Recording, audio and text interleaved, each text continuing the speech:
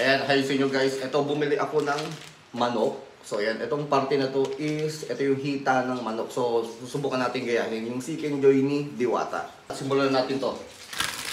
Ayan, malalaki din yan. So ayan, maglalagay tayo dito ng patis. Patis na mismo ilalagay ko dito para malasa. Kumbaga kapit na kapit talaga kaagad ng ano yan, lasa niyan. Kalamansi. Ito, may natira pa kami kalamansi dito. Okay na okay pa yan, mga lumang kalamansi.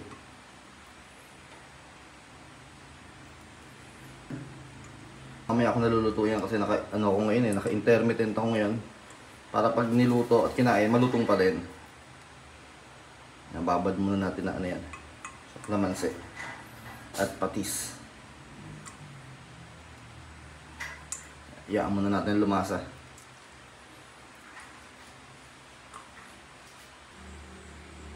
Na-marinate ko na ito ng 1 oras, kaya naman i-prepare na natin to. Lagyan na natin to ng breadings. Simplihan na lang natin. So hindi naman natin masyadong tutularan yun, dahil hindi naman natin talaga alam eksakto kung ano talaga yung ingredients na nilalagay ni Diwata sa kanyang Chicken Joy. Lagyan natin 1 pirasong hilaw na itlog. Ang cornstarch. Ayan, lagyan na natin ng cornstarch to para isang lagayan na lang. Ito, onion powder. So bukas na to kaya gaganto na lang natin. Sa kabila, maglagay tayo ng onion powder. Ito naman, garlic powder. Maglagay tayo ng tamang dami. Ayan.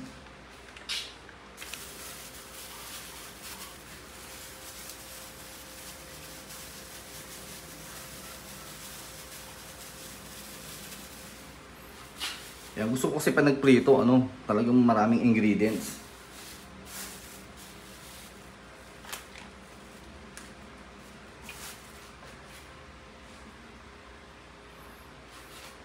Maglalagay na rin tayo ng paminta dito. Ngayon naman, pwede nating haluin yan. Mix na natin to. Ayan, may itlog na rin yan. May mix na lang nating maigi.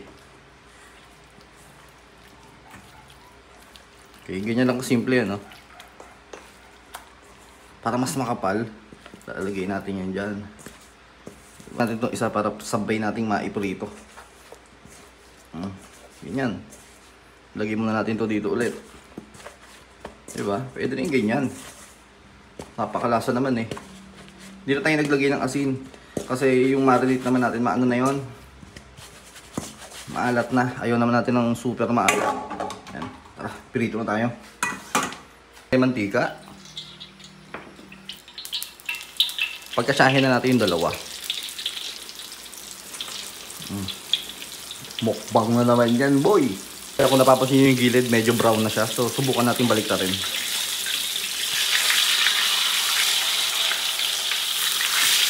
Yun, medyo na siya. Dapat kasi mas maganda deep fry, Pero okay lang yung may ganyan. Ayan, so meron ako ditong fried chicken. Siyempre meron sawsawang maanghang, toyo mansi with sili. And siyempre meron ditong sabaw ng sinigang. Ito, simple lang ginawa ko dyan. Siyempre, spaghetti kahapon. Kanin na may tutong. Kain tayo. Tikman muna natin yung sabaw.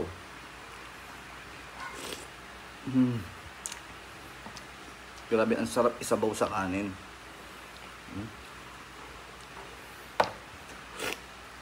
Tapos sasabayan mo ng malaking manok. Panalo.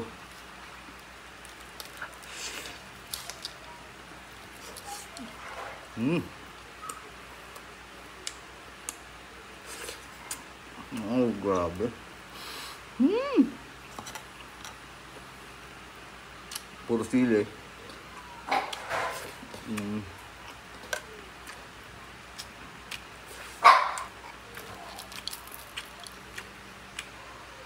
Balat. Crispy.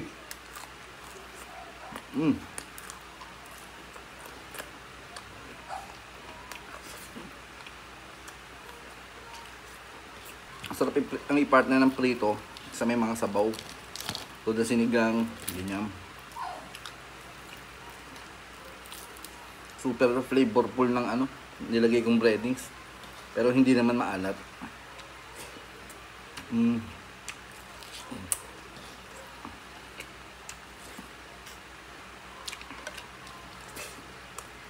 Sarap.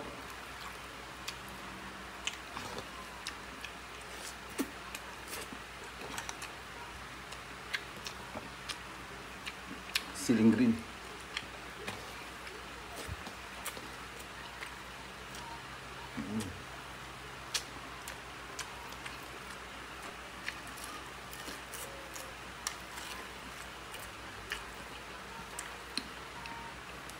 Yung kanin ko puro tutong. Sarap nun. Puro tutong na kanin. Sige.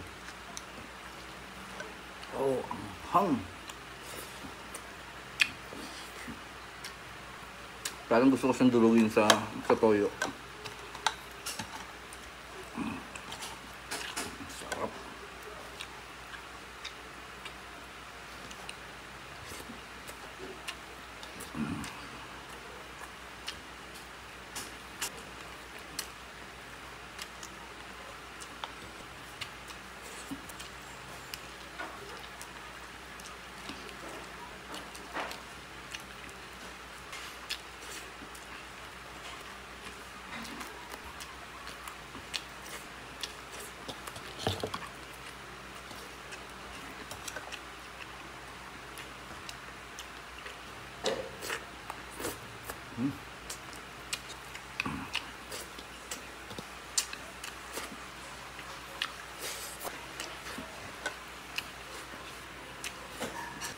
Super sarap.